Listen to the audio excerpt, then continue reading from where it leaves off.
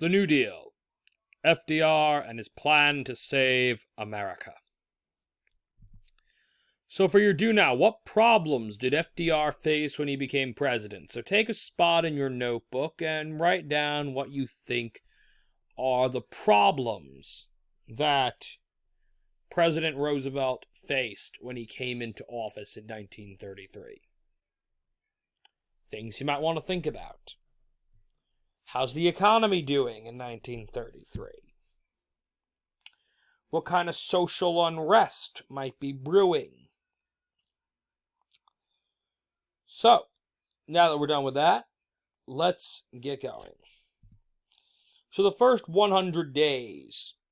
So during his first 100 days in office, FDR pushed dozens of social programs through Congress. The goal, end the Depression. How would he do this? Well, the idea was to relieve poverty and eradicate the conditions that led to the Depression. See, FDR was a big believer in John Maynard Keynes, who was an economist who preached this idea of economic pump priming. That is to say, the belief that in times of hardship, when economy is in a downturn, it is the government which has to spend in order to create jobs and get the economy back on its feet. So let's talk about the bank holiday. So March 5th, 1933, by executive order, all banks in the country were to close for 4 days. The idea, banks were to then be inspected by the federal government. So why bother doing it? Well, the idea was that it was meant to restore public confidence in the banks. Remember, a lot of people didn't trust their banks after what had happened in 1929.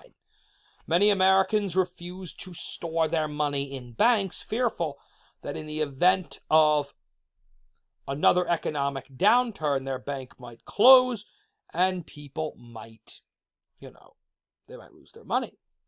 The problem is money that wasn't in the bank couldn't be used to help the economy. See, the one advantage to keeping money in banks over in direct private hands is that banks can give out loans, right?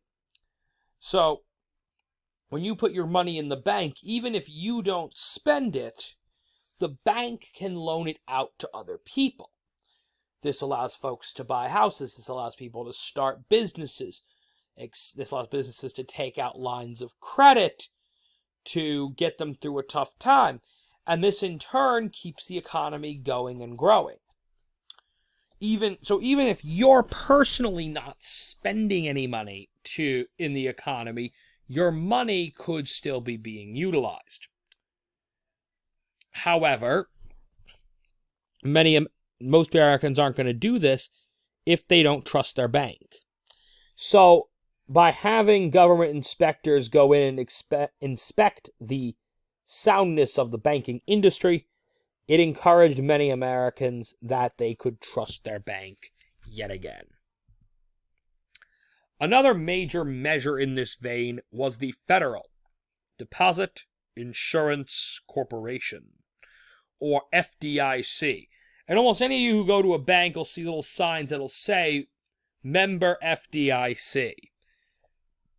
And what that means is the FDIC insures bank deposits against loss, whether from bank mismanagement, theft, or economic downturn. Now, in 1933, when the FDIC was established, each account was insured up to $5,000. Under the current rules of the FDIC, that insurance has been increased to $250,000.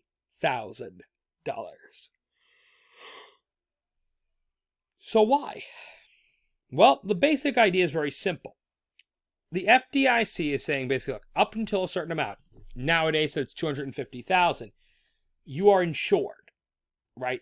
So anything you keep in your bank account up to that amount,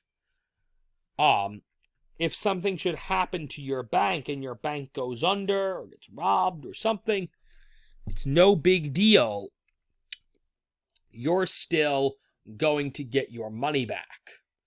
And that's an important part of how to deal of getting people back into the market. It provides a safety net, essentially, right? I feel no issues keeping my money in a bank, even during a time of hardship. Like I'll say right now, my money's in the bank right now, during the midst of this whole COVID-19 craziness. Most of you, I'd imagine, yourselves, your friends, your relatives, you got money. If you have bank accounts, chances are you haven't withdrawn your money from the bank. Why? Because there's really not a fear of a significant risk. Even if the bank, itself were to go out of business, you would still have your money. Now, then there was the FERA, or Federal Emergency Relief Administration. And the purpose of the Federal Emergency Relief Administration was resolving overburdened state and local aid agencies. One of the big issues that happened was that both state agencies to deal with economic aid, alongside private charities, were simply overwhelmed by the vast numbers of homeless individuals and unemployed individuals in the communities. So one of the big issues that the Federal Emergency Relief Administration had was to deal with this overburdened system. A gentleman by the name of Harry Hopkins took charge. And many of the public works projects that would happen during this era were funded by the Federal Emergency Relief Administration. And the idea of these public works projects is that it basically allowed people to have a job, get some money, get back on their feet. So, projects were financed by the government to provide facilities for the public. So it was kind of a win-win for the public. Those who were unemployed got work, and the structures built by the public works project were of benefit to the wider community. So there were some interesting agencies. One was the Civil Works Administration, and they worked on repairing and building. They built roads, airports, and other facilities, right? So a lot of schools that were built in the 30s may have been built with help from the CWA. Depends on the building. And no, I'm not actually certain as to whether or not the CWA was involved or not involved in the construction of the old PS 27 building that now houses Summit Academy. I don't actually know. I'm sorry. The CCC was another one, the Civilian Conservation Corps. And their main work was restoring beaches, national parks, and forests. One interesting function they actually were involved in was planting a line of trees along the borders of the Great Plains that helped to serve as wind barriers to help ease some of the worst effects of the Dust Bowl. Helped many of the unemployed, as well as many Native Americans whose communities were built up by public works. Many Native American reservations were in a positively ruinous condition, often lacking adequate roads and other infrastructure.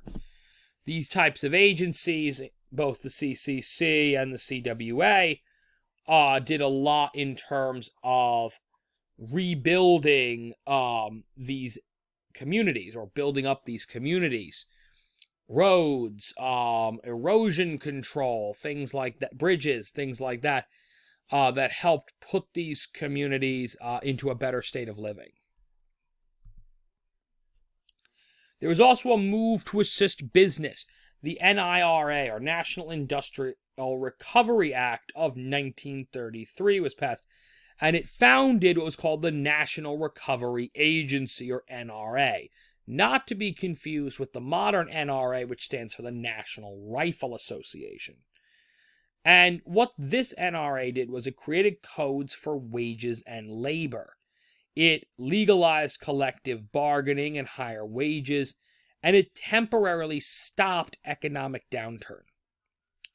The PWA, or Public Works Administration, built Grand Coulee Dam and the Florida Keys Causeway, two major building projects that not only improved the lives of workers who were able to work on these projects, but also helped to improve wider communities that they served. Regulating the stock market. FDR passed the Federal Securities Act, which mandated that all companies offering stock must make their financial information public. He also passed the Securities and Exchange Commission, which regulated the stock market. The Federal Reserve Board, which is part of the Federal Reserve, was allowed to regulate the buying of stocks on margin. There was also a move to help the struggling. The HOLC, or Homeowners Loan Corporation, refinanced mortgages to avoid foreclosures, allowing many Americans to stay in their homes. The AAA, or Agricultural Adjustment Administration, played a major role in agriculture. Now, the AAA has become kind of controversial, in one, because of how it is that they saved American farming. See, one of the things that quickly came to light is that the problem that American farmers faced was that they were being penalized for overproduction. So, a few things occurred. One was farm subsidies. To this day, farm communities continue to receive money from the government. Yes, even in red states where many individuals rail against social welfare, a great deal of the federal government's payments to private individuals are paid to farmers. Now, many farmers are actually paid to not produce. In fact, one thing that happened during the Depression to keep prices high was the AAA would go out and would actually destroy crops and kill livestock. They'd basically pay for it and they'd kill it. And the reason they did this was to keep prices low. Keep prices high. I'm sorry, not low. It was to keep the supply low so as to keep the prices high. Farmers were producing too much, and in turn it was making stuff too cheap. And this did raise prices, although it also raised a considerable amount of national anger. When there's starving people and you're plowing over fields and shooting livestock and not feeding it to anybody, that often created quite an uproar. There's starving people and the government is actively destroying food. Another interesting innovation was the Tennessee Valley Authority, which reactivated many hydroelectric dams in that region, which had been underdeveloped. It also served to provide electric power to rural communities, many of whom had never enjoyed electric power before. However, the Supreme Court remained an important obstacle to FDR's plans. The National Industrial Recovery Act and the tax that funded the AAA were deemed unconstitutional by the Supreme Court.